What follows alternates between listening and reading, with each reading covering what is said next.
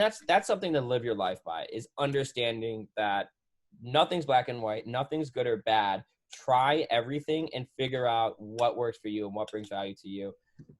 So dude, I'm all about like, how can I best optimize my life as an individual?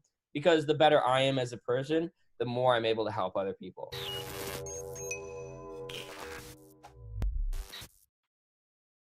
Welcome to the Powerful One podcast. This is episode 24 with Noah Binstock. Really awesome episode for you guys. Noah is an entrepreneur, marketer, and self-development fanatic. He is the co-founder and head of marketing for TruKno, which is a threat intelligence and collaboration platform for cybersecurity professionals. He's really passionate about blending the sciences and humanities to help better understand what makes humans tick, how we can improve our behavior to basically ultimately live the lives that we are meant to live. So it's a really fun conversation with a really intelligent guy. We talk about everything from him creating his own product in college and different cultures, Western cultures, Eastern cultures, being able to seek knowledge and taking action on that knowledge and taking action on learning. We talk about minimalism, self-development, dealing with problems and plans falling through and how to deal with that and the mindset behind that, healthy habits, human adaptation, and so much more awesome stuff. So here it is, episode 24 with Noah Binstock. Enjoy. Cool, let's do it. We're here with Noah Binstock. What's up, bro? Hey man, how we doing? Thanks for having me. Doing good, man. Thanks for joining. So funny enough, Teddy was the last guest, and you're this guest, and we actually just met through Teddy. So shout out Teddy. Yeah, dude. Teddy's an awesome guy. I mean, it's just like, I feel like the people he associates himself with are always, just really quality people. So obviously connecting within that circle is never a hard transition. So, yeah. But so I love that guy. Yeah, man. He's a great guy, man. And yeah, that was one of the things, like right after the podcast, he's like, bro, I gotta set you up with this person, which was cool. But you actually just spent some time down there in South Carolina with the boys, with the Kanga boys. So talk a little bit about that. What made you go down there? And like, cause you just pretty much met Teddy too and those guys. Yeah. So yeah, dude, I went down for a weekend trip, ended up staying there for like a month. I think it was my end of sophomore year of college. I made a product. It was a hip flask with a fillable shot chamber in it. So you'd squeeze it, it'd fill you a perfect shot. You'd be able to swig it, no backwash, no spilling when you're trying to pour shots. Just being in college parties, realizing how big of an issue that is. Yeah. So I built that out actually in a class project, much like they did. Ended up getting like a decent amount of like validation through it, brought out some MVPs, and then completely redesigned it. Really did like a design thinking approach to building out that new model. What are the issues with the previous one? How can we optimize it based off of user feedback? Me and a group of other guys, we came together and we built out this new model. Specifically for like skiing on the chairlift, going to school in Colorado. Got a provisional patent on it, trademark on it. Reached out to Teddy like September of my junior year, like almost a year ago now, and was like, hey man, love what you guys are doing at Kanga. I think it's really awesome. Asked him a very specific question about like minimum order quantities and customization. And we just like really hit off since then. And like, he was just acting as a really good mentor to me with a lot of things and just, a great like resource of knowledge. So yeah, he was like always giving us advice, helping us out, just really awesome stuff, just like out of the goodness of his personality.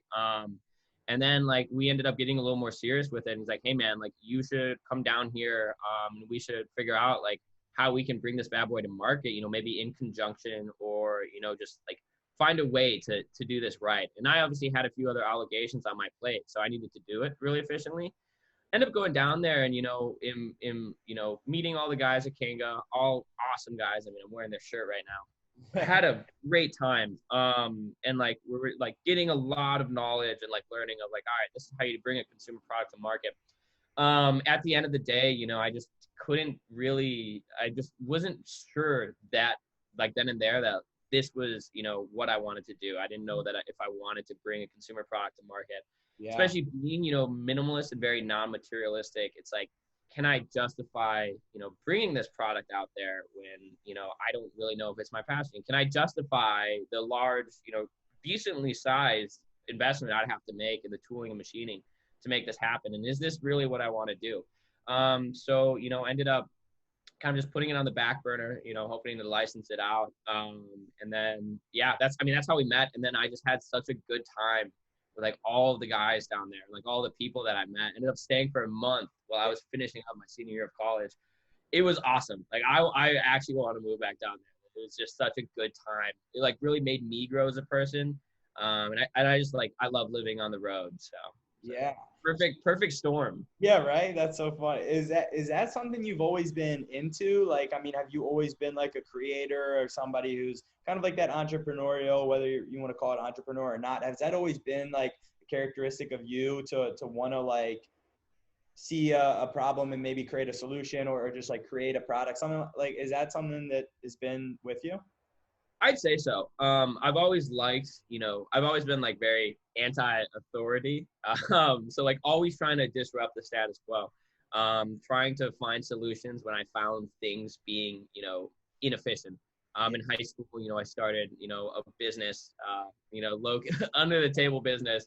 And like after doing that and, really getting really enjoying the idea of creating a pull strategy as opposed to a push strategy. I don't want to be going out and pushing products and solutions onto people. I don't want a solution trying to find a problem. I want a solution that people actively search out for. And they come to me for, because that's how I know that I'm not being a sleazy marketer. That's how I know that I'm actually providing value. So I started in high school, in college, like was kind of eating it up, went to college, with the whole kind of privileged asshole, like I'm just going to go to college and party all the time and get like a finance degree and hop out of there, get a job and kind of coast. One guy, his name's Ray Aubrey, the guy's a beast, founded this company called Pocket Change. It's a micro donation platform that essentially allows you to donate anywhere from 25 cents to $2 on anything you feel empowered by. They use natural language processing to kind of analyze text and social media posts and articles. It denotes that article to a cause, and then they went through an intensive vetting process to find out what organization best combats that cause on levels of transparency, efficiency with their capital use, and it allows you to instantly donate it and feel empowered. So this guy, dropped out of school his freshman year with balls deep, like balls to the wall with this thing. And I'm like, that is so cool. So I was helping that team. I was on that team for a little bit and just kind of helping them, like learning so much about startups and like the idea of, not going with the flow, not being a cog in the machine, but building your own machine. I loved it. Absolutely loved it. Loved the freedom that came with it. Loved the creative thinking. And, since then, I've just been really a fan of the idea of bringing the end user into the production of the product or the solution that you're making. Because if you build the product with your end users, there's no way you can fail because they're the ones using your product. Right. Not only that, giving them a sense of belonging and ownership and, building that tribe is just so important to me. So, yeah, to answer your question, I've always kind of thought that way. I wouldn't consider myself like, like successful in those past things, but like that mindset was there. Well, it's really cool that you've done so many different things and you've like gone out of your way to put yourself in positions where you can like learn all this knowledge about like whether it's like startups or different businesses and companies. It seems like you've had a lot of experience doing so many different things and you've been able to like really learn and take away different things and kind of, be able to apply that to what ultimately you want to do, which is really cool.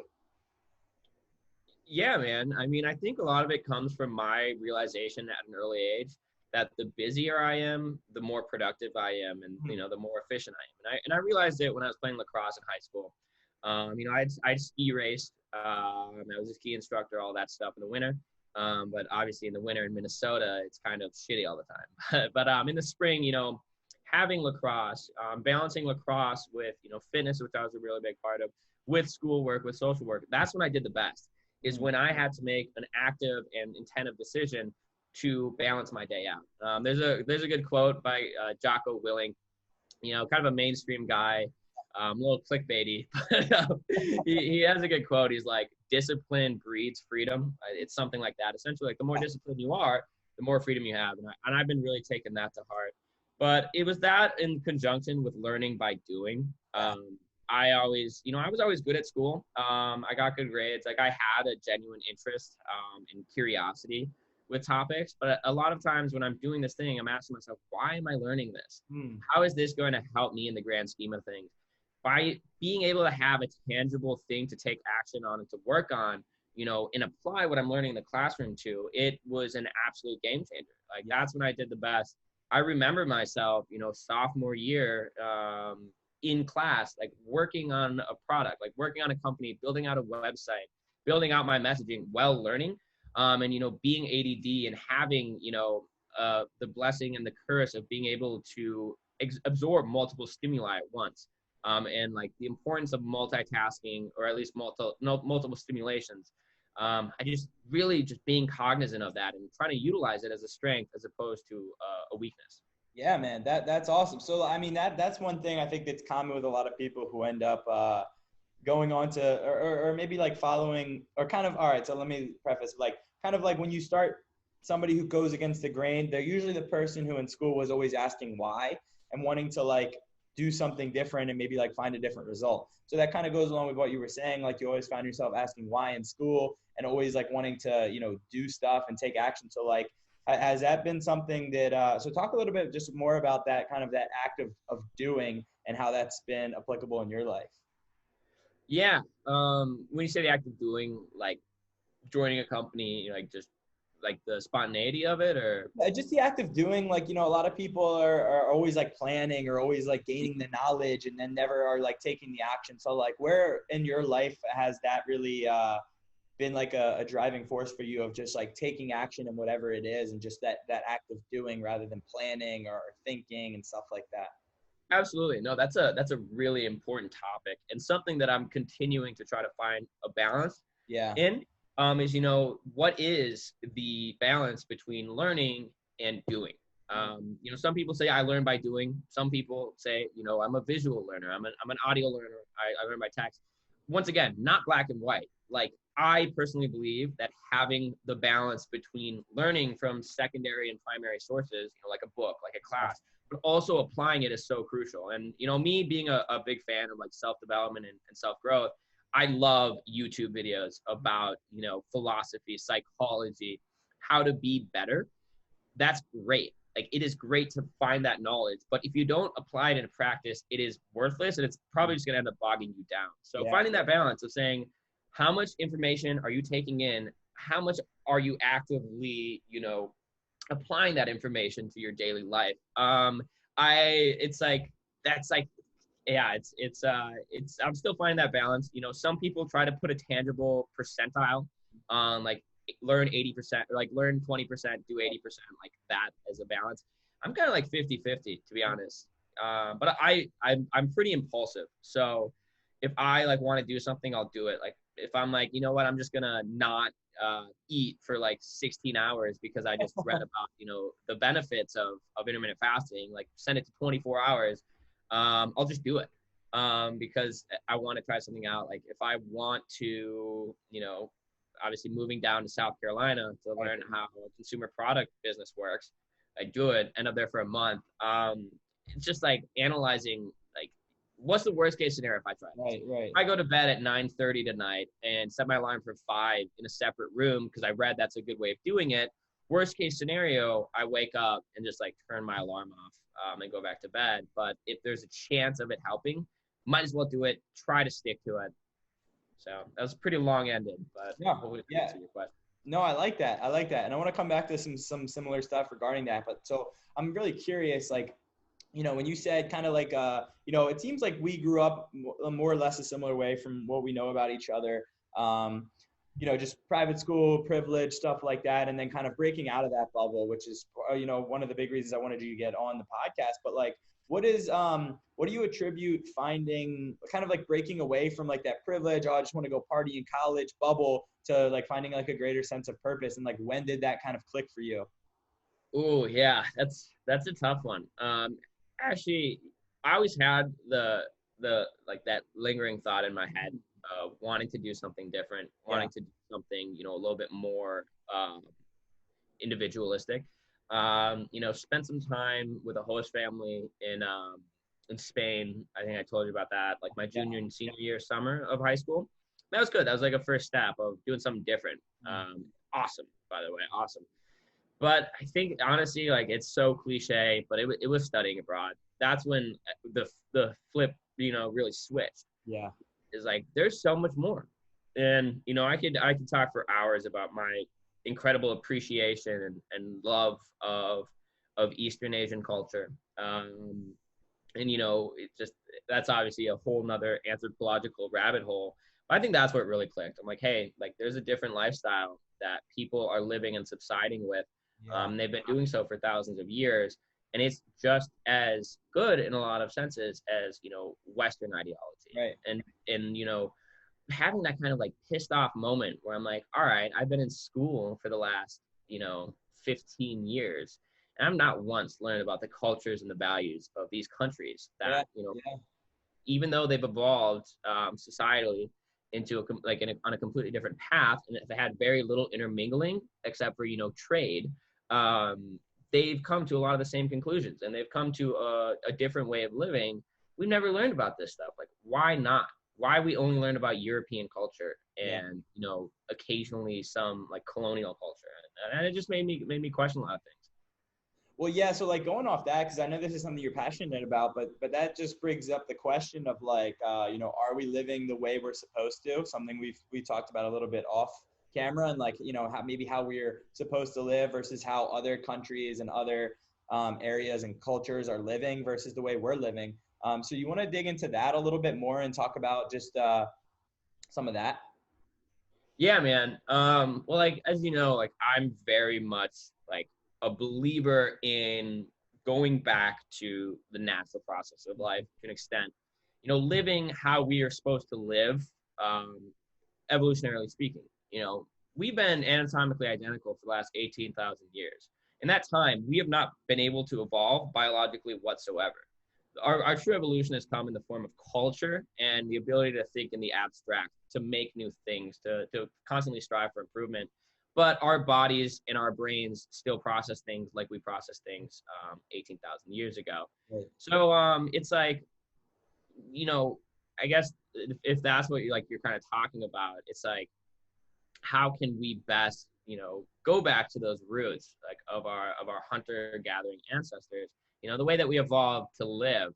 And also seeing, I guess that's a completely different tangent than like Eastern Asia, but like seeing how we all started there, all of us as humans started from, a common ancestor.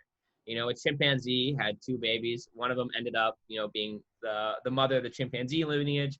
The other one ended up being the lineage of, the Homo, like the Homo, like complete genus. But it's like just seeing how all these cultures have been able to come to their own conclusions and their own way of life.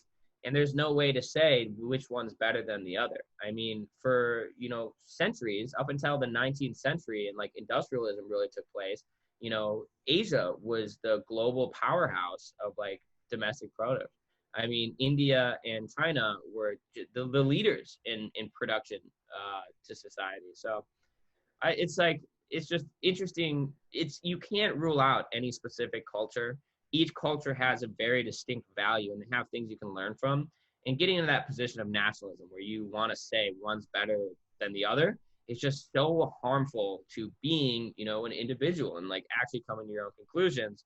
So I don't know. I'm just adamant about not looking at things very black and white and having everything be in like the gray area, because that's where everything is. And that's something that Western culture often seems to miss. Well, that's such a good point, because I feel like, we're very much, Western culture is very much in like the sides, like they're wanting to pick sides, right? Like, blue, red, black, white, like we always want to be kind of split. And so I think like trying to make a distinction of which is best is definitely just kind of more providing that split. I was just thinking more in terms of like from your interest level, kind of being more of like that natural and more to our like initial roots. Like what do you feel like is like missing in like Western culture. Absolutely. And I think, humans innate nature to want better it's unanimous. Yeah. But what happens is as we continue to want better and we continue to be very smart in like finding ways to minimize pain and maximize pleasure, we end up detracting from, our natural state in resulting in, things that could potentially be detrimental to us, whether it be, our brains, our just our human condition, physically speaking. I mean, sugar is not innately bad, right? When we and like, but understanding that when you're able to have sugar readily available at any given time, extremely processed, extremely, engineered to kind of shoot off those receptors in your brain that give you a sense of pleasure and contentment, that's going to have other issues. Chewing on sugarcane is not bad for you. Right. It's like, that's how it is in its natural state. But like realizing when you abuse kind of the natural state of things in that manner and optimize it for, potential benefits, you got to understand like how that could also detract from like your well-being as a whole. We as humans, if we were to find a bush full of berries, these little sugar-filled balls, we would devour the whole thing, right? Because there's a large chance we won't find one of those for a while again, and we want to do it before we get eaten by prey or before something else comes and eats all of them. So that's good, and that's why we have that inkling to absolutely devour sweets. I mean, like murdering whole bags of candy, just destroying things like cake. You gotta realize, those sugars are a lot easier processed.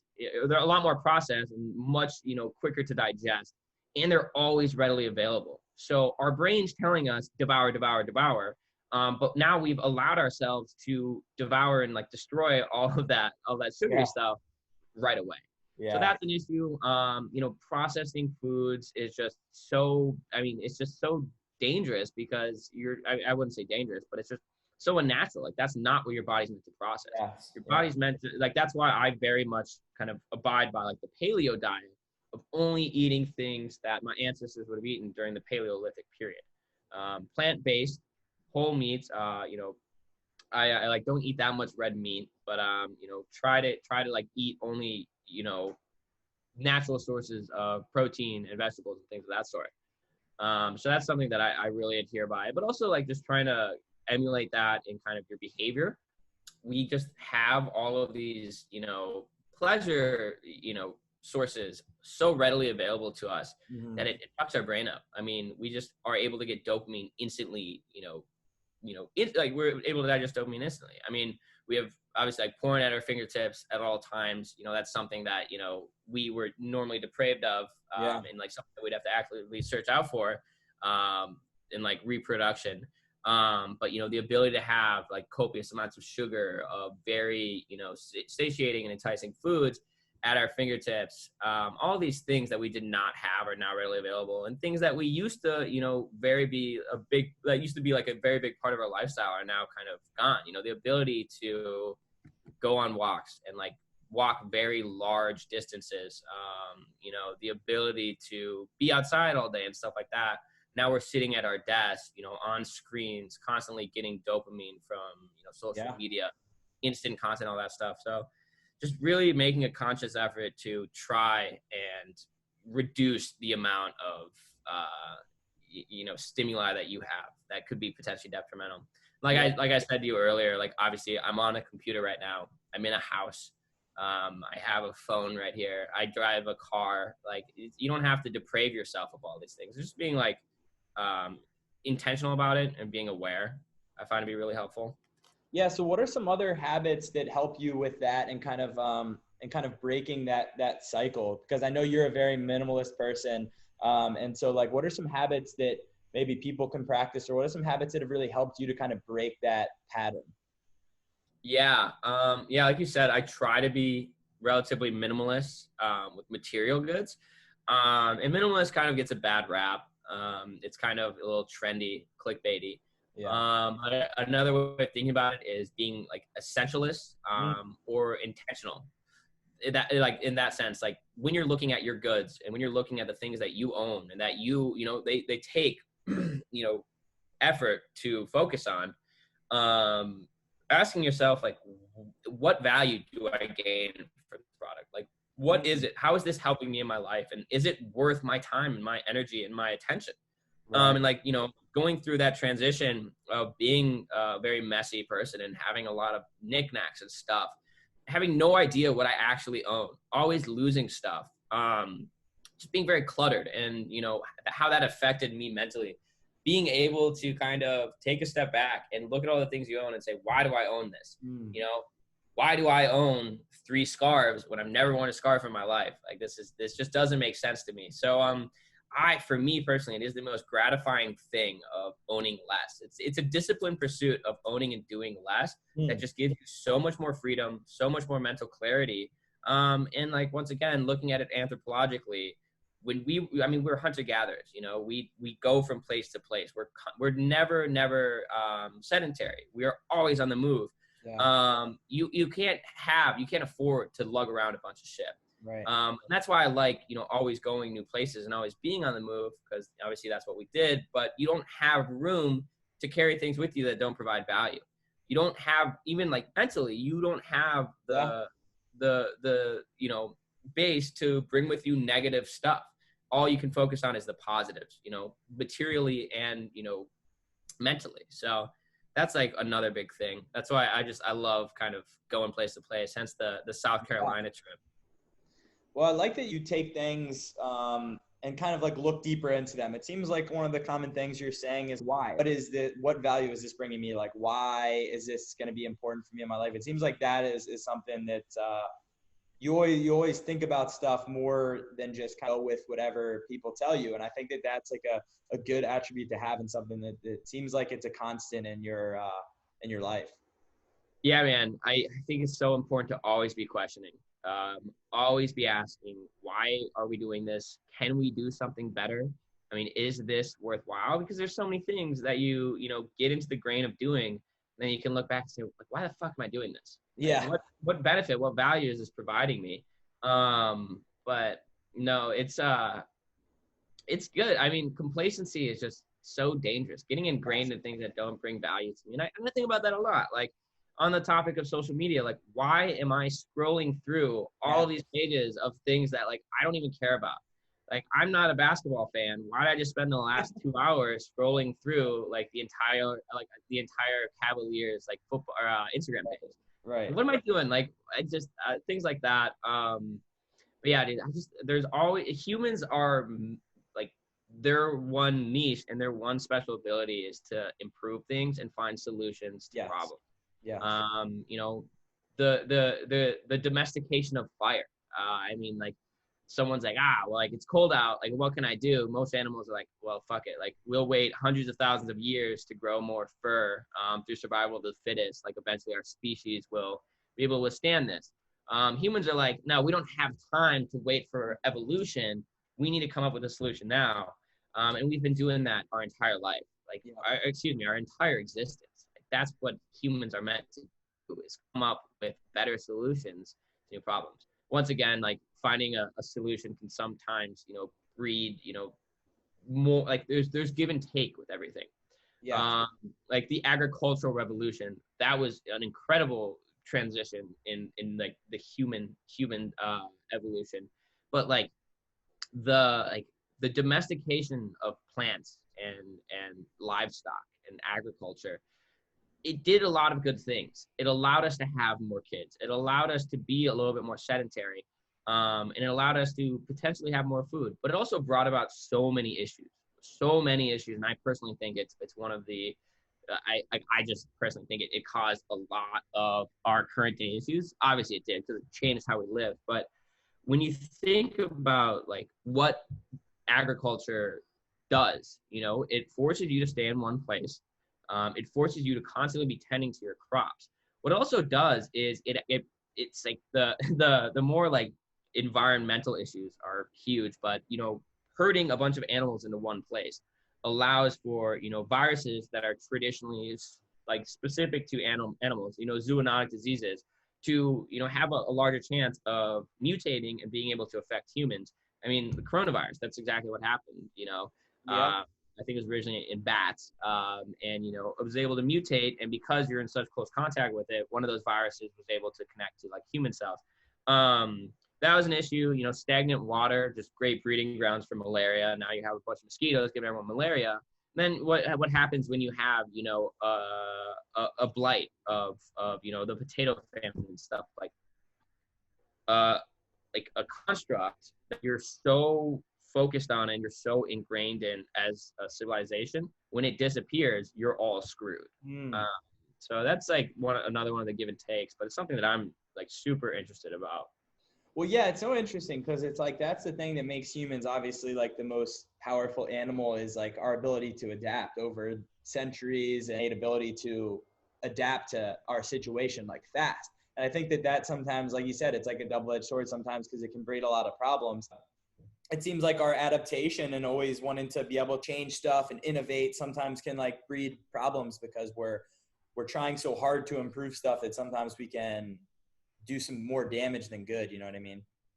Absolutely. I mean, yeah, there's just people being so quick to wanting to change and wanting the next big thing. Sometimes, they don't really realize the possible dangers that come with it. Like a contemporary example that I give, just being in cybersecurity, as we continue to get better and better at making computers cheaper and cheaper. When I say computers, I mean chips and like Internet of Thing devices, whatever. We make them cheaper and cheaper, which is great. The ability for more people to get access to, electronics, which will better their life. Like that also completely reduces our ability for like security in a lot of those products because that's an afterthought. And then it just comes back to bite you. But I see it all the time, man. It's like, I don't know what the solution is to that. I don't know how you can really leverage the cost benefit analysis without, experimenting with it. Like that's why, drugs go through such long periods of trials before they can even reach clinical trials where they're testing on humans. Yeah. Like, we don't want to bring this to mass market and then find out 10 years down the road that it's killing everyone.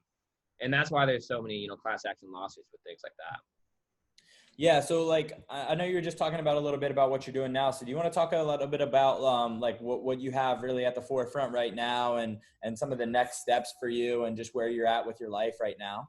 Yeah, man, a lot of unknowns right now, but I had a plan, had a one-way ticket booked for Thailand, June 18th. I graduated college from the University of Denver, June 15th, but I was ready to move out there. I had a gig lined up, was working remotely for the cybersecurity startup that I was working with for the last, year or so.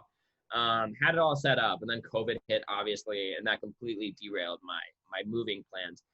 So I had like a little bit of a oh shit moment where I'm like, what am I gonna do? Like, I was planning on moving out there, working remotely for the cybersecurity startup and just getting paid.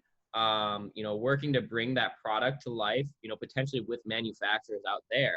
Learn the language. I had about like 70 different things I wanted to do out there too.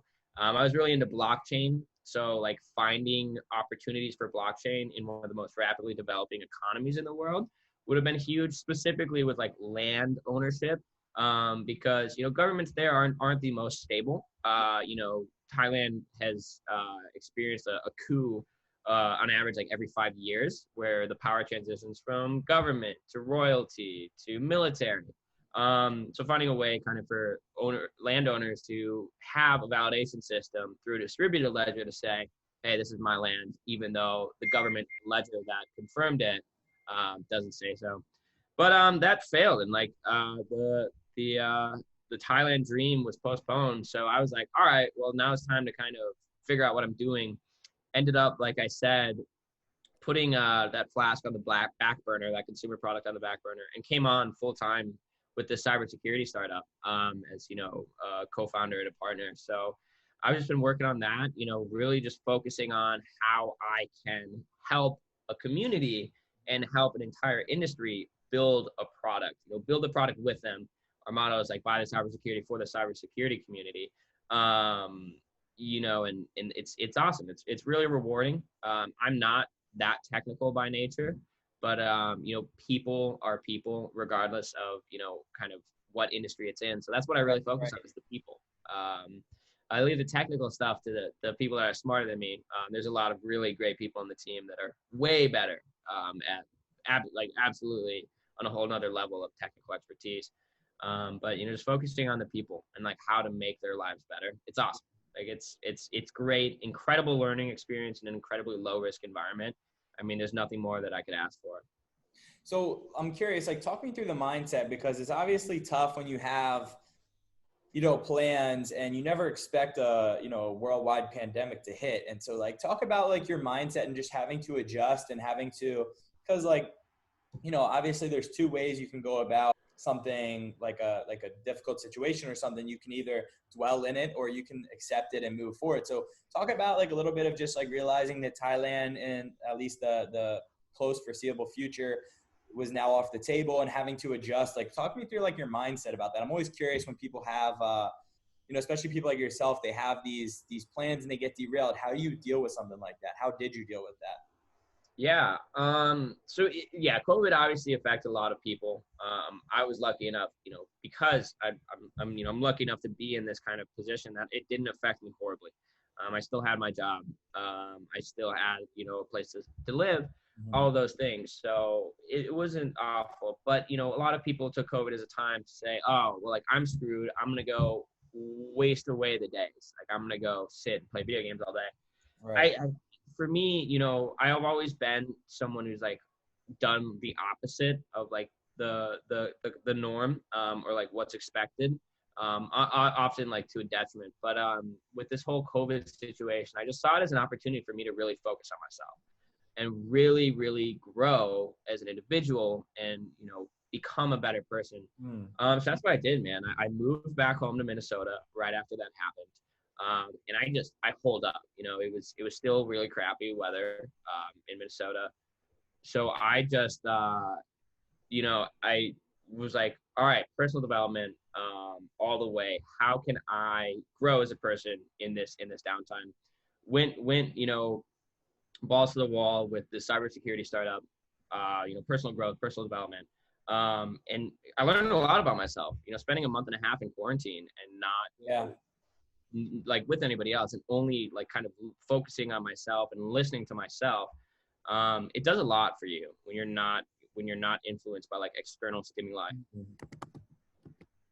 So like, what are some of the habits that you've built up and that's helped you with like your self-development, especially through quarantine? Is there any specific habits? Because I always think, your habits are what ultimately creates discipline and being consistent and being able to then eventually, be successful, right? Is having these habits. And so is there any habits that you've been able to build for your self-development, especially during this time, that have really helped you? Yeah, man. I mean, the one big thing is just to always be learning, and never being complacent. Like you can always be better, and like not getting really like disheartened when something doesn't work. I mean, self-help and self-development is such a big thing because everybody's so unique as an individual. Not everything's going to work the same, but you got to understand that things aren't going to work. Yeah. You're going to try things that, aren't going to be the best for you, that aren't as effective as you'd like them to be, but you can't like get disheartened from that. You're going to say, okay, what can I take from this that does work for me? And then discard the negatives. It's not black and white. You can't say this works, this doesn't work. You got to say this part of it works, this part it doesn't. So I'm not going to focus on that. And that's something to live your life by, is understanding that nothing's black and white, nothing's good or bad. Try everything and figure out what works for you and what brings value to you. So dude, I'm all about like, how can I best optimize my life as an individual? Because the better I am as a person, the more I'm able to help other people. And that's like what really brings me a lot of value, is being able to help others. That's also what makes me work my best, is when it's not about me. If I'm only focusing on myself, I don't really care that much. I can let myself go. But when I know that I have to be my best so I can help other people, that's what really gets me going. And that's what really allows me to kind of live to my full potential. I love that, man. You brought up a couple things that I want to touch on. Like you talk about, and you introduced me to Stoicism, Transcendentalism, some of that sort of teachings and stuff like that. But you brought up an interesting thing, which is kind of just being able to like be indifferent and go with the flow, which I know is something that you and being able to control what you can control. So like, talk about that aspect just like a little bit more in depth, if you don't mind. Absolutely, man. Yeah. I mean, right off the bat, I think, the way that I think about it is anthropology, psychology, philosophy. You have to understand where we came from and why we do what we do from a biological aspect. And then you have to understand, okay, like here's where we are now. This is how we think. This how we function. And then you understand that, and that's psychology. And then you go to philosophy and you're saying, all right, now that I know how we think and how we function, how can I best optimize that to live a fulfilled life? Once again, there is not going to, like, maybe there is, you know, every person's different, but I don't think that there's a single philosophy that can guide you, because you're an individual. Yes. You know, it's very, you know, it's easy to want to just say, this is what I do and I'm going to follow it. Humans love to do that. That's why religion is huge, when you have someone guiding, you know, everything that you're doing, which is great. That's why people really abide by certain philosophies. That's why nationalism is a thing. You know, tribalism is a thing. But at the end of the day, like, it takes some, you know, courage, and it takes some strength to realize that you're your own person. And I think that is a level of fulfillment. But, you know, speaking of specifically transcendentalism and stoicism, which are kind of two of my favorite schools of thought, and like also relatively interconnected. So with the stoicism idea, the art of indifference is huge. I used to have a tendency to either not care at all or care way too much. I get super stressed out about things. It would be very detrimental. I'd always be thinking about the worst case scenario, like what are other people thinking? You know, what's going on? You know, what are the you know, potential repercussions of these actions? But going into things, realizing, you know, saying like, one, memento mori, like, remember, like, we're all going to die. This stuff doesn't matter on the grand scheme of things.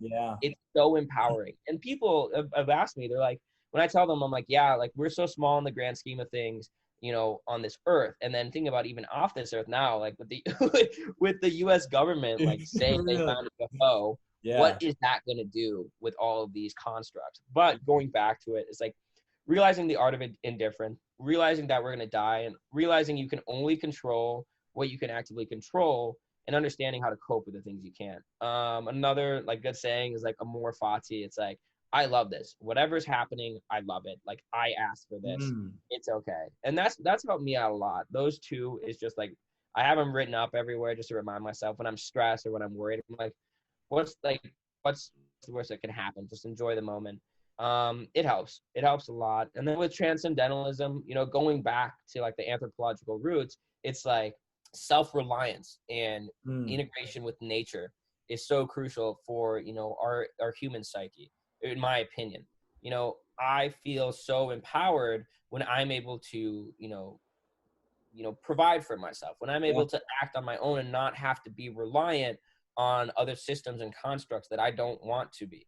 You know, funny enough, I like was thinking about that the other day. Obviously was feeling impulsive, like gave myself a haircut just because I wanted to. And I was like, honestly, like, not horrible. Solid, bro. not bad at all. Like, I might just become a hairstylist, but still like that, man. It's like learning about like philosophical teachings. Learning, it doesn't even have to be philosophical, religious, spiritual, you know, just existential teachings.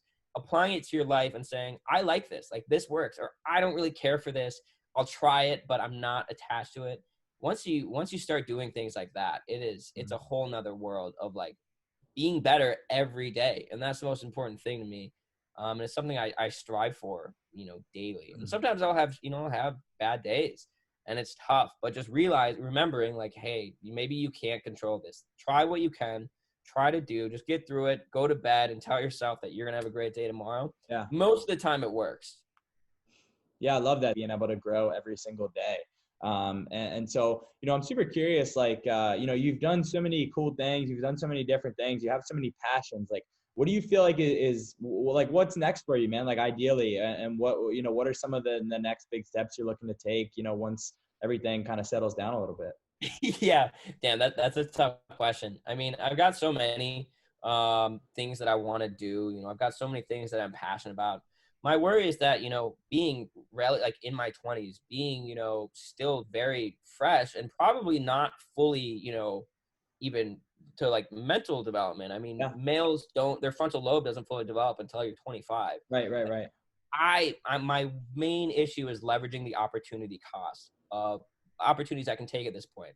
So I'm trying to really think of it as like an upside down funnel. Like, what action can I take now that's going to lead me in the right direction, even if I'm not certain what that is? And, you know, what I want to do is to be able to help people, to be self-reliant and to have freedom in thought, freedom in action, and freedom of expression.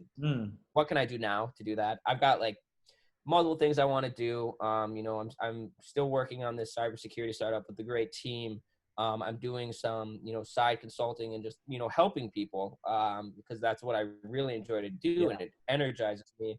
But, I'm moving back. I'm planning on moving back to Asia, doing everything I can to position myself where I can do that. But most importantly, I'm just learning. I'm trying to ingest as much information and as much, have as much growth as I can in this period while I have the opportunity to do so, because the world's kind of at a standstill. Yeah. That's the main thing. But there's a lot of cards at play, a lot of different routes I can go, and just living in the moment. I think that's the main thing. Yeah. Keep the end goal, but just taking it day by day. Well, I love that, man. If you're attached to nothing, you have all these things that you want to go for, and you're going to go for all of them, and you're going to keep learning and growing and improving, and whatever happens, you're just going to keep taking your shot and doing the best you can to make it happen. I think that's fucking awesome. Yeah, man, it's a process. It is. I mean, life's an infinite game. There's no winning. Like, you can't win a game that never ends. So it's just like always only competing against yourself, always only being better than yesterday, and always having the courage to try new things, to think about things from a different perspective. Like cognitive cognitive dissonance is so crucial, of like understanding other people's perspectives and not saying right or wrong, saying what can I as an individual detract from that and provide to myself to help me grow as an individual so I can help others. So that's a big driving thing for sure. Dude, I love it, man. If you could give like one more piece of advice, like maybe we have said it, maybe we haven't, but I like to end the podcast with doing, if you could give one major piece of advice that you've learned throughout your life to maybe help the people listening, what would that be? Get rid of things that don't provide value to you. Whether it's, material things, whether it's, just thoughts and, like thinking processes you're stuck in, whether it's relationships, if it's not providing you value in some way or the other, if you're not able to, give value through it, you really think about, should I keep this? Also, take time to reset, take time to reevaluate and make sure that what you're doing is what you want to be doing, and just do things with intent. I love that, man. Well, that goes back to what you were saying before. You mentioned just about realizing that, what you were doing when you went down with the Kanga guys and the product development, stuff like that, maybe wasn't the exact direction. So just like being self-aware to realize, where you're at, and if what you're doing is where you want to be and stuff like that. I think it's a lot of really great advice, man.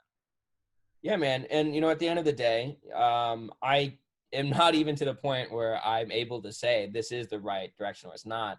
Right. Because, it's very possible that, I could see myself going a path that I initially thought I didn't want to go. Yeah. So it's like, it's a tough one. It's nothing is black and white. There is no, like, another thing people don't understand is like, a lot of people don't have just one potential fulfilled life. You can have multiple different avenues you can go down that provide the same level of fulfillment. And it's finding how can you best kind of get to that point regardless of what it is. Yeah, absolutely, man. Like I have these new t-shirts coming out, but it's part of the tattoo I have on my arm, purpose, but the UR is capitalized, and it goes along with the thing. People are chasing a purpose, like let's say a sport, for example. Oh, football is my purpose. Well, football has an end point. What's after football? If football was your purpose and football ends for you, what's next? So I don't think that you necessarily, I believe we all have like a deeper rooted purpose and fulfillment in life to achieve. But I don't think that I think that people are always like chasing purpose, like, oh, where is it? I got to go find my purpose. Like, I just think that, if you, live and just try to improve every day and grow every day and be able to be happy with yourself, like that's purpose enough. Like, you are purpose. And if you can, just go through life that way, you will find stuff that brings you a greater sense of fulfillment and purpose. And so, I think that's something that's really important. Yeah, no, that's spot on, man.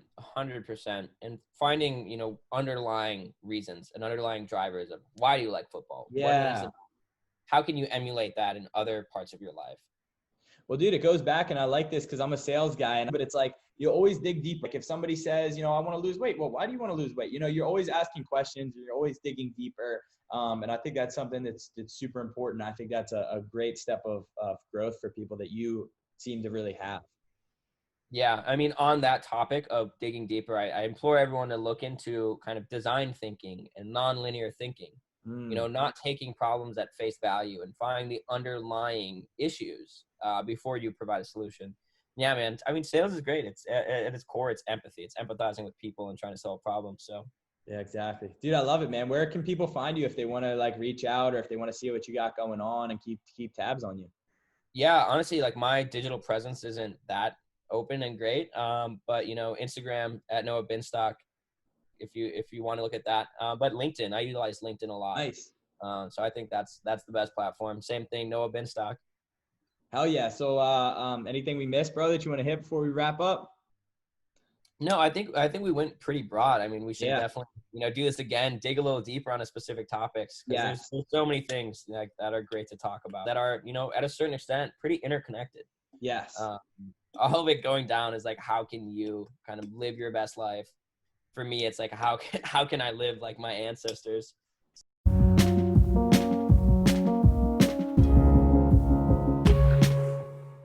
You did it. You made it to the end of the episode. Thank you guys so much for listening or watching the podcast. Be sure to go like it, subscribe, share, all that stuff that you're supposed to say at the end of the podcast. Thank you guys again, and stay tuned every Thursday, powerful1.com/podcast or on the Instagram page at powerful0ne powerful1. Thank you guys again. And again, last thing, if you guys are interested in being on the podcast, hit me up. If you got a cool story and feel like you really fit the mold for Powerful One, hit me up. We'll get you on the podcast.